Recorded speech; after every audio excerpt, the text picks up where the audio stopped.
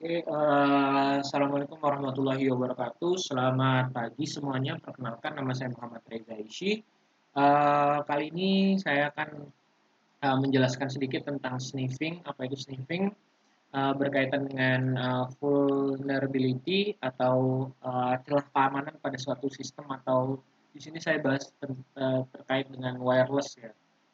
Nah, teman-teman, di sini saya bakal bahas terkait dengan sniffing, penjelasan sniffing itu apa saja sampai dengan em, hal-hal terkait sniffing lainnya gitu. Nah, outline yang akan saya bahas adalah pengertian, kemudian jenis-jenis dari sniffing juga, kemudian cara kerja sniffing itu seperti apa, kemudian cara mencegahnya juga seperti apa, dan terakhir itu tools-tools yang digunakan dalam sniffing itu seperti apa.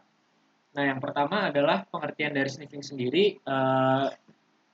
Sniffing adalah tindakan penyadapan yang dilakukan dalam jaringan dengan tujuan untuk dapat mencuri data-data pribadi ataupun akun lain yang bersifat pribadi.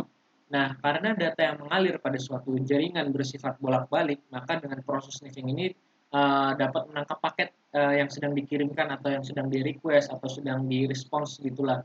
Terkadang menguraikan isi dari RFC atau request for comments. Kemudian dengan kata lain, sniffing adalah memungkinkan kita untuk bisa melihat segala macam lalu lintas yang ada di jaringan, kemudian dia terprotected atau unprotected gitu. Nah, orang-orang yang melakukan sniffing itu disebut sniffer, teman-teman. Jadi intinya adalah sniffer itu melakukan penyadapan pada suatu jaringan.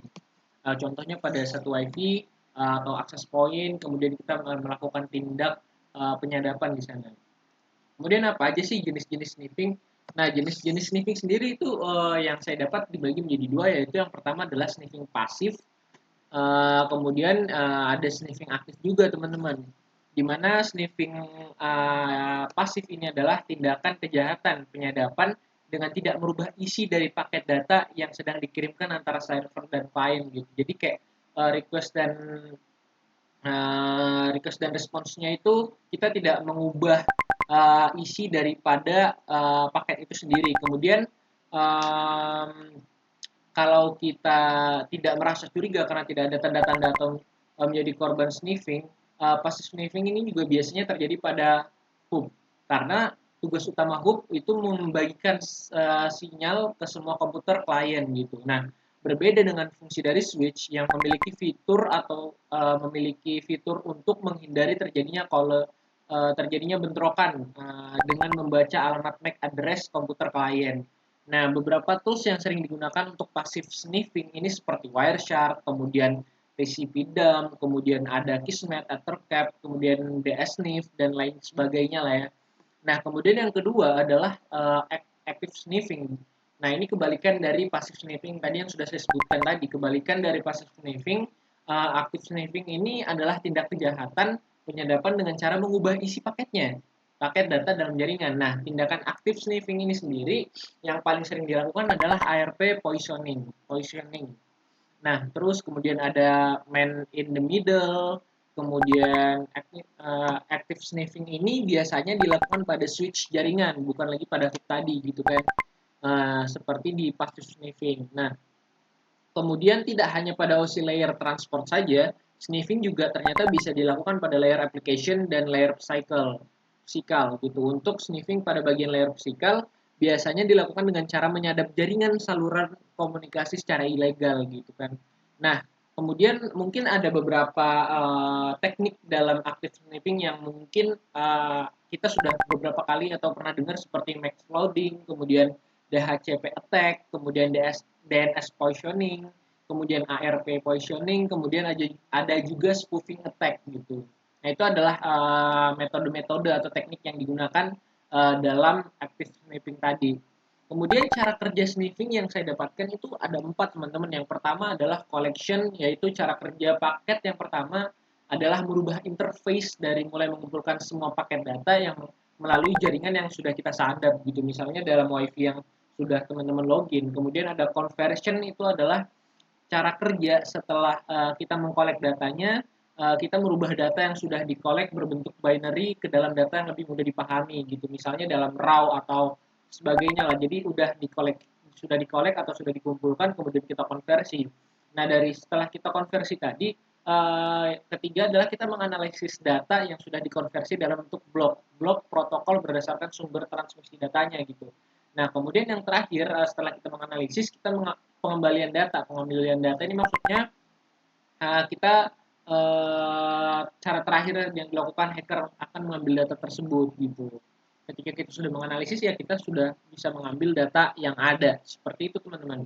Nah, yang berikutnya adalah apa aja sih hal yang bisa didapat dari sniffing ini. Banyak sekali teman-teman. Yang pertama adalah lalu lintas email, kemudian kita bisa dapat password atau kata sandi melalui FTP, kemudian kita bisa tahu lalu lintas webnya, kita bisa tahu sandi internet, kemudian ada konfigurasi routernya juga kita bisa dapat, kemudian kita bisa lihat riwayat obrolan atau sesi obrolan dan lalu lintas DNS-nya. Nah, ini kan ketika hal-hal yang ada di sini itu menjadi krusial dan sangat-sangat penting, itu bisa jadi sangat bahaya teman-teman. Makanya sniffing ini juga salah satu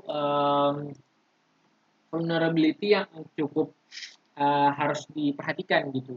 Nah, kemudian gimana nih cara mencegah sniffing tadi supaya informasi-informasi atau data-data penting kita ketika kita mengakses satu poin atau kita mengakses suatu jaringan itu tidak bisa disadap gitu atau mengurangi tindak penyadapan tadi. Yang pertama adalah metode ping di mana kita mengirimkan sebuah permintaan ping hingga ke alamat IP yang dapat mempengaruhi mesin sniffer.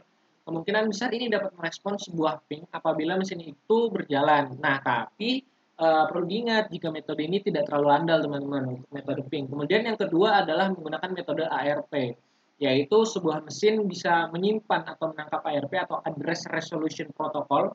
Lalu pada saat kalian mengirim sebuah ARP yang non-broadcast atau promise calls atau mesin sniffer akan menyembunyikan ARP dan merespon ping pada ping broadcast gitu. Kemudian yang berikutnya bisa juga dengan on local host, di mana lock bisa digunakan ketika mencari mesin yang sedang berjalan pada serangan sniffer. Kemudian juga yang berikutnya itu metode latensi, yaitu ketika ping sedang digunakan untuk mendeteksi sebuah sniffing, maka waktu akan singkat. Nah, jika dilakukan oleh sniffer, maka ini akan menunggu waktu yang lama untuk pingnya gitu. Kemudian juga ARP Watch, yaitu ini digunakan agar bisa memicu alarm pada suatu catch pada duplikat dari sebuah ARP. Kemudian juga bisa menggunakan kemudian bisa menggunakan IDS, yaitu bisa memantau dan mendeteksi spoofing ARP pada jaringan. Nah, itu sih teman-teman, itu beberapa cara untuk mencegah daripada sniffingnya. Kemudian ini ada beberapa cara untuk atau tools-tools yang biasanya digunakan orang-orang untuk melakukan penyadapan. Itu dia ada Ethercap, sebuah alat yang dibuat oleh Alberto Ornaghi atau Alor dan Marco Valeri, yang pada dasarnya adalah sebuah perlengkapan untuk penyerangan penengah pada sebuah LAN.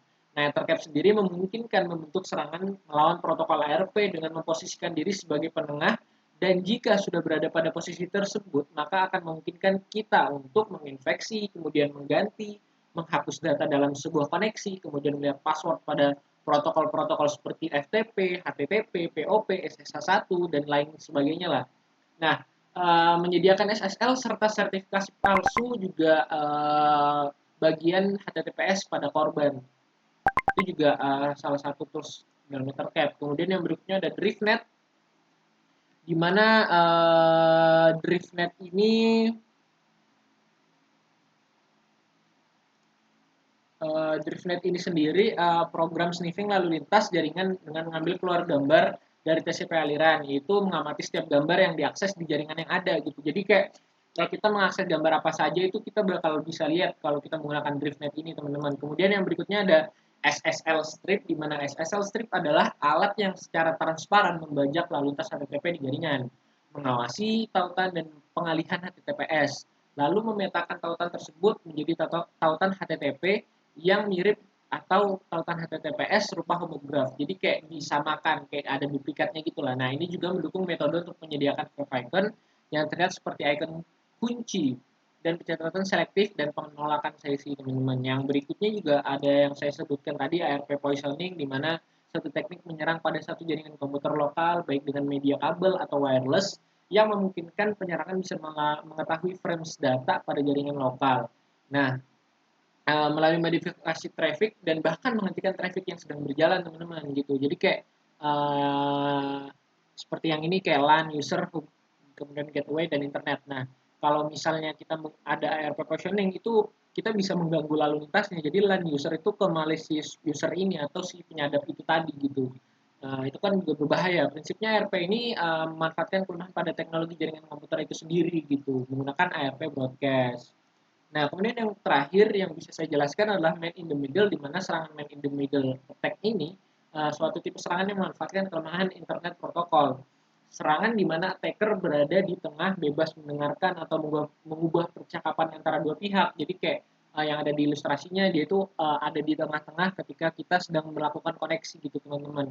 Cara kerjanya yakni di mana penyerang membuat koneksi independen dengan korban dan pesan relay antar mereka gitu. Nah, membuat mereka percaya bahwa mereka berbicara langsung satu sama lain melalui koneksi pribadi. Padahal sebenarnya seluruh percakapan dikendalikan oleh penyerang atau si penyadap tadi. Nah, penyerang harus mampu mencegah semua pesan terjadi kedua korban dalam menjadikan yang baru, yang langsung dalam banyak keadaan gitu. Gitu sih teman-teman.